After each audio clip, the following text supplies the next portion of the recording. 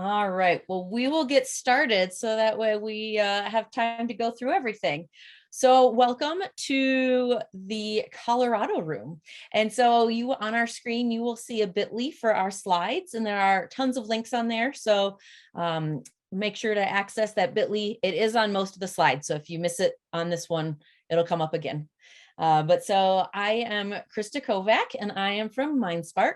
And so I'm one of the CS education support managers, a computer science specialist, and I also facilitate with code.org. So very happy to be with you today. So at MindSpark, our purpose is to really help educators and to help districts. And so we work on well-being of teachers, educating teachers, really working on diversity and inclusion, as well as disrupting that workforce and making sure all the students leave with equitable access that can prepare them for their future. So we're going to just take a moment. So we have a small group. So if you want to just unmute or enter in the chat, your name, your role, any experience with computer science, and why you're here today. Oh, I didn't realize I was unmuted, so I guess I'll go first. I apologize, guys. Thanks, Paula. Sorry. I'm Paula Jerez, digital learning coach in Pueblo District 60. I've been teaching computer science and advocating for a more robust program in our district for many years now. And I chose to attend today just to learn more of how we can move forward in our district to really get to offer computer science opportunities for all of our students. Thanks, Paula. I don't mind going next. I'm Chris Summers. I'm the computer science content specialist at Colorado's Department of Ed. All right. Glad to have you. And then it looks like we've got Brad and Kathy, and then Jessica. Thanks, Brad. Glad to have you here. All right, well, we will move on. I'm going to introduce our two speakers. So we're going to start with Ms. Becky Muller, and she is from Adams12, and she is also a CS specialist with MindSpark and another code.org facilitator. So I will turn it over to Becky. All right, thank you. Welcome, everyone. I'm going to get started a little bit with my computer science journey. And so it kind of began, I was raised on a farm in Western Colorado, and my computer science journey, although I didn't know it then, all started with my dad. So my dad was definitely an innovator and a problem solver. And so that began my career very early on.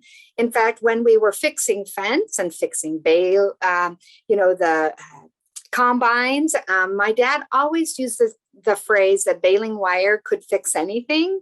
And as I dug deeper into that phrase, and really it did come from the Depression, but then finding out that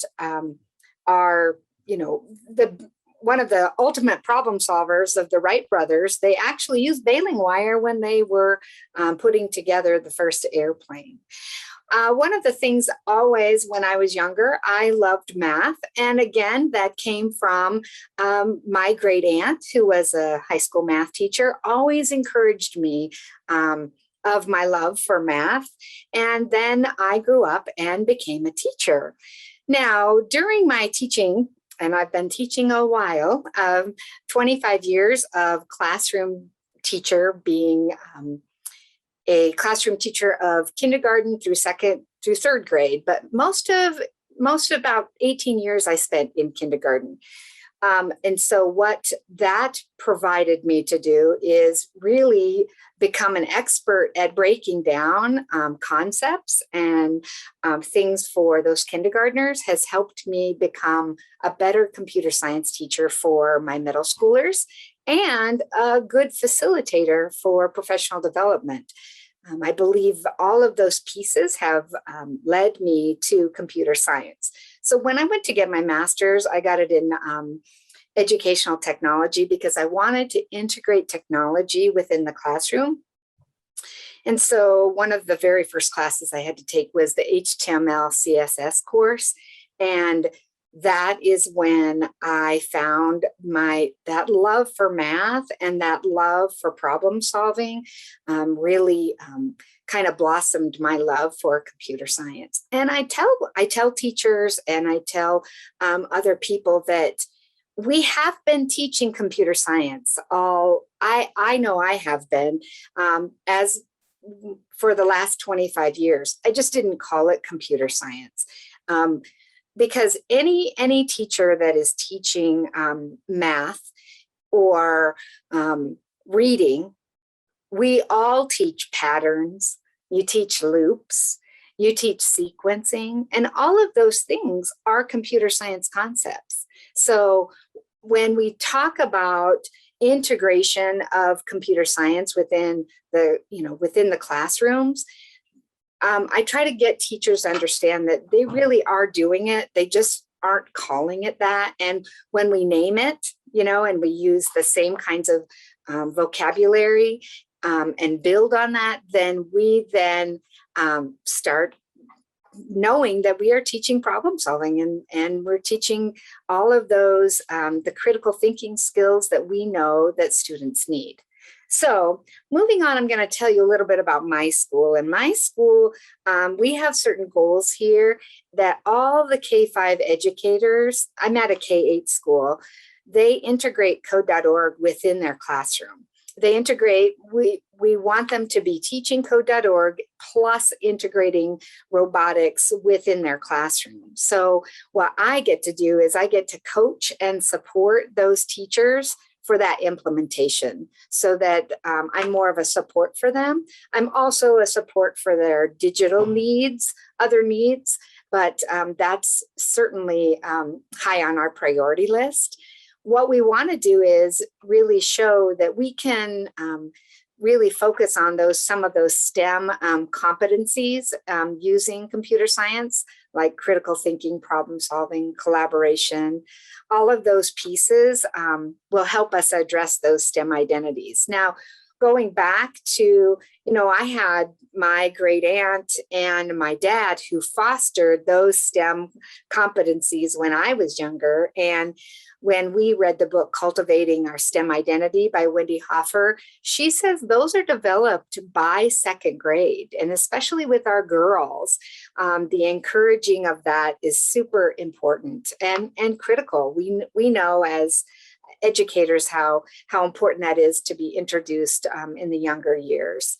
So our basic goal is that we're a problem-based learning school, and when we do authentic problems, what we want our students to do is take those problems and use computer science and engineering to come up with solutions. So that's kind of our goal, is when it's applicable, that they start using some of these things that we've been teaching them to put into action. So on the next slide, I'm going to tell you a little bit about, this was that common vocabulary, which, that I stated before, the patterns, the loops, the sequencing, the word algorithm. I teach kindergartners what the word algorithm is because they're constantly doing a list of steps and following to complete a task. And so I call it what it is. It's an algorithm. You may call it your classroom, the different things that you do in your classroom, but I call it an algorithm. So some of the things that I've already done, Christa, can you go to the next slide, is these are actually the problem-based learnings that I did with my 8th graders. And the very first one is just a small clip about apps for good. So what we did there is the problem that they were addressing is, what app can you create to help solve a problem in your community? And they were able to do that. And so, Christa, can you just click on that and it'll show the clip of that. I'm Vivian Burney, I'm 13 years old, and my group decided to make a suicide prevention app. The reason we decided to do this is because, especially in this era, a lot of kids have depression and anxiety, which can definitely lead to suicide. So we decided to make a suicide prevention app that has all kind of coping mechanisms. And so that was, and if you'll have access to this video, you can see the other two groups that were sharing what their app did and what problem that they addressed. On the next one, this was the Samsung Solve for Tomorrow grant that I received $15,000 for last year. The problem that we addressed last year within the pandemic, mind you, was what are the impacts of facial recognition software use? And so if you want to go ahead and click on that, Christa, they'll give it an idea about that. Technology. This is the app called Facey. We created this app to help people in our community find out where facial recognition technology and surveillance is taking place. You can type in an address into this app and click view, where it'll take you into the EF database. Electronic Frontier Foundation is helping collect all the places where facial recognition technologies are being used. Here are some of the impacts on facial recognition technology. Who has your face? Photos you provide for identification are often shared without your consent with law enforcement, the FBI, ICE, DMV, and others. All right, and I'm going to go ahead and move to, you can move to the, thank you. So in Adams12, what we've done, so you have to know that my school is a STEM school, so I'm within the STEM pipeline. And in Adams12, we've created a guaranteed and viable curriculum for middle school and high school. And then last year, we added that curriculum for K5, the technology teachers. Now, I just have to say a little bit about this because there is some inequities here, and that is students have to then take the course, right? And the same with our K5, not all schools in our district have technology teachers. It's really based on enrollment numbers. But as a district, we've used the CDE grant funding for CS professional development. We've teamed up with MindSpark. We've trained over 45 teachers last spring on computer science and robotics. And we received the robotics kits from the Gill Foundation from MindSpark for teacher checkouts. And on the next slide, you'll kind of see some of what our district has done with those slides. And so we've kind of taken those kits and separated those so that we have some Wonder kits that they can check out, Sphero kits, Scratch kits with cards, Ozobots, and the Microbit kits. And again, these came from the Gill Foundation, which then was sponsored with MindSpark, but that's where we're using our money so that more schools can get into the computer science and robotics. So that's what my district is doing. That's what my school is doing. And thanks for letting me share. Thank you, Becky. Next up, we have Jessica McDivitt. She is the STEM coordinator for D51.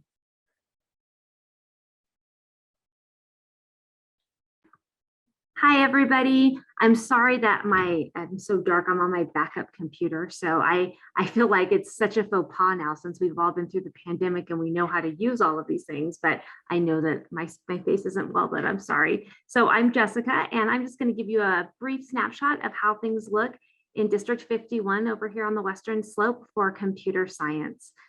This is just a look at our district. I think sometimes and this is from a couple of years ago, was the last time somebody had made it. I don't know. I think everybody's been kind of busy since then with a couple of things that have been happening. So I think some people think that we are a lot smaller than we are. We are actually a fairly large district. We have around actually now 23,000 students in our district. And so we are not tiny. I want to tell you a little bit about what computer science looks like in our district. So if you could change the slide. We have computer science available for all students K-12. And so that is not perfect either, and it's not seamless yet, but it is on its way. In the elementary schools, I'm here to talk to you specifically about how we've been able to do that in elementary, because that's been a challenge. So we have 40% of our elementary computer science teachers are certified teachers.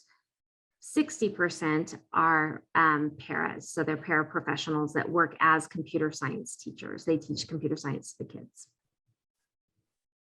You could go to the next one. So when you think about how an elementary student gets computer science in their day, they get it as one of their specials. And that looks different depending on who you have teaching your computer science class. So if you have a certified teacher teaching computer science, you would get it in a STEAM special or a sci-tech special or just a regular computer science. And all of those have the curriculum of the computer science embedded in them. A paraprofessional is done two different ways in our district. One, they work as a separate computer science special and the kids just rotate through with them.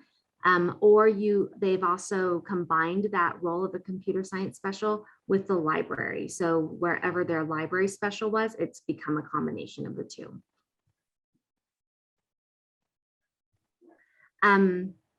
So when you think about how you fund that, like how is it that you get computer science a whole other position in your school? It's been done a couple of different ways at the elementary school. So you can choose. I have a couple of principals who have chosen to not have paraprofessionals in with their first, second, and third grade, and instead they substitute that money out and they fund a computer science or a STEAM position, an FTE. A lot of them have combined it with the librarian position. Sometimes I have a couple schools who have chosen to have all of their specials teach computer science one day a week. And so there's several computer science teachers, none of them is their specialty, but it is something that the kids are getting because they get it through their different specials. And then we have a couple of schools who fund that through their title money as well. We offer curriculum and support to all of our computer science teachers, whether you're certified or you're a paraprofessional. And so what that looks like is we have a vertically aligned curriculum K-12, and that's done primarily through code.org. And then we also have monthly meetings where teachers come for professional learning opportunities and support. And then we offer other trainings throughout the year, and that's to both certified and to paras. And so how we fund that is a couple of different ways. So if you are a certified teacher, you're probably coming to training during your regular school day. If you are a paraprofessional, you are often off the clock when there's professional learning going on. And so we either have principals actually decide if they want their para to flex their time through the week and come to a training, or if they want them to be paid separately through a time card. And the time card money comes out of my budget. So that comes out of the STEM budget from the district level. And then the same thing goes with our professional learning. It's paid a couple different ways. Hopefully we get the grant this year so we can offer more funding for our professional learning. And then also, I also provide some of that money through the STEM budget. I think that might be, that's it for me. Thank you so much, Jessica. All right, with just a couple minutes left, I'm going to go over some of the resources that MindSpark has. So we are hosting an Hour of Code Train the Trainers event. And so this workshop will give you an overview of code.org's Hour of Code event. We'll share some best practices, give you some resources with websites, and then also provide you with some different models. So as with everyone knows, everything's changed recently. So we'll show you how to do an hour of code, a day of code, an evening of code, or if you need to do a virtual event, then we will also show you that. And so we'll just support you through planning however your day, hour, week virtual event would go. We're happy to support you. And there's your bit.ly, Paula. And Becky, would you put that in the chat too? Thank you. So we do have some virtual train the trainers, and we also have an in-person option. So if you're on that bit.ly, you can register by clicking on that link. We do have lots of fun prizes. And if you come to the in-person one, you get dinner. So take a peek. We'd love to see you there, whether it's in person or online. And then also Hour of Code happens to be during CS Ed Week, so in early December. And so we are also providing support for 5 Hour of Code events this year. So this is first come, first serve. So if you know your school or your district is going to do an Hour of Code event, apply for support and we would be happy to support you. So we'll provide prizes which are always fun, and some support. And we are also hosting an in-person event for families and students and educators. And so that'll be December 10th in the evening. And we've partnered up again with the Gill Foundation and Accenture. Again, more prizes, pizza, activities, and games. And it's for the first 100 students/families. So if you're interested, fill out that form. And then to go over a few of our events and other ways that we are happy to support you. We have lots of workshop options. We will facilitate between schools, districts. We will help build K-12 pathways for your computer science programs. We'll do hour of code workshops. We'll do computer science specific ones. We'll do coding and robotics ones. We are happy to customize any of them to fit your needs. We will just set up a meeting with you and figure out what works best for you, your teachers, your students. We're happy to partner with you. And so if you're interested in meeting, you can set up a time. That Calendly link at the top sets up a time to meet with Jackie Reed, who is our Vice President of Computer Science at MindSpark. And then we also have more information about our K-5 and 6 through 8 robotics kits. So our middle school ones just came out last year and were a big hit. So we're looking forward to continuing those this year and getting those out and getting started. And then our CS discoveries, principles, and applications. Those programs are opening up in October for applications that'll start next summer. So if you know of a teacher who's interested, send them an application. We do have some scholarships, so we would happily help you get your teachers into those programs as well. And then some other things that MindSpark does, we have a K-12 leadership program, which is 9 months, a STEM Path 3-semester program, which you'd get a certificate in CS and cybersecurity. And then we have our lots of computer science opportunities as well. And so we are happy to tailor any of those to meet your needs. So it was a lot of information that we just kind of gave you. I think we can probably just take a couple questions if you have any. That way we can end on time. I think you guys are supposed to go back to the main room. Do you guys have to go? We had to jump on here early, so I'm not sure if there's a closing remark. But if you have any questions, feel free to put them in the chat or you can come off mute.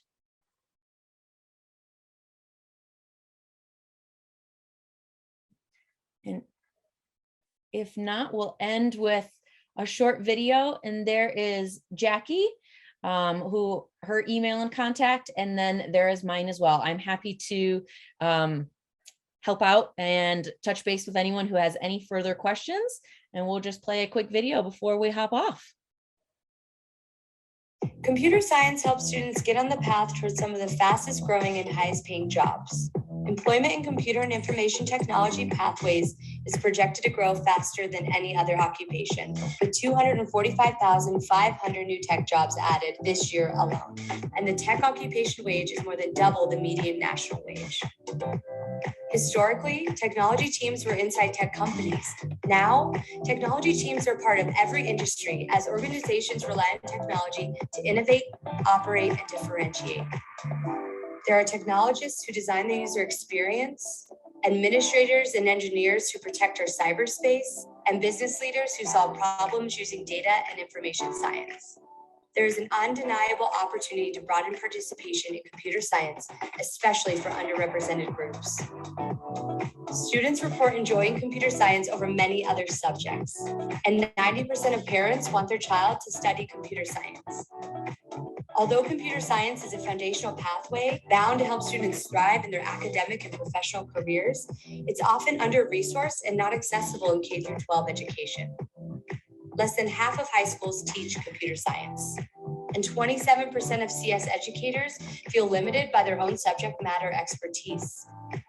MindSpark prepares any educator at any grade level to integrate computer science and computational thinking into their daily teaching. Learn how to teach computer science with MindSpark at mindspark.org/computerscience. All right. Thank you so much for joining the Colorado group. We hope to see you all soon.